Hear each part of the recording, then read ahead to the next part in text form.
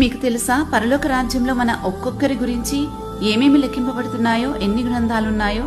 మొదటిగా నిర్గమకాండంలో మన పేర్లన్నీ రాయబడిన ఒక గ్రంథం ఉందని మోషే చెప్తున్నాడు. 2 మత్తయి సువార్త 10వ అధ్యాయంలో మన తల వెంట్రుకలన్నీ లెక్కింపబడి ఉన్నాయని యేసుప్రభు వారు అంటారు. అంటే దానికి కూడా ఒక గ్రంథం ఉందనేగా. 3 కీర్తనల 56వ అధ్యాయంలో మన సంచారంలో లెక్క వ్రాయబడిన గ్రంథం ఉందని, అక్కడే మన కన్నీళ్లు కూడా ఒక గ్రంథంలో రాయబడి ఉన్నాయని ప్రస్తావించబడింది. 4 మత్తయి సువార్త 12వ అధ్యాయంలో మనం పలికిన ప్రతి మాట లెక్క చెప్పవలసిన రోజుందని యేసుప్రభు వారు హెచ్చరిస్తారు. అంటే మన మాటలన్నీ ఒక గ్రంథంలో రికార్డ్ చేయబడుతున్నాయని అర్థం. 5 ప్రకటన 20:12లో మన క్రియలకు సంబంధించిన గ్రంథం ఒకటి ఉందని పేర్కొనబడింది.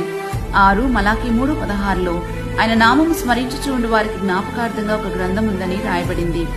7 కీర్తనలు 139:16లో మన దినములన్నీ లిఖితములాయను అని చదువుతాం. అంటే దాని కొరకు కూడా ఒక గ్రంథం ఉందని అర్థం.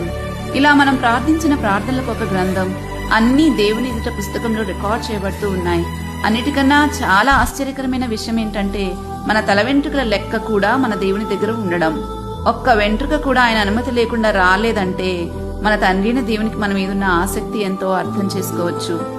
ఆ ఆసక్తిని అర్థం చేసుకుని మనల్ని మనం ఆయన చేతికి అప్పగించుకుంటే మనం చాలా భద్రంగా బ్రతకగలుగుతాం.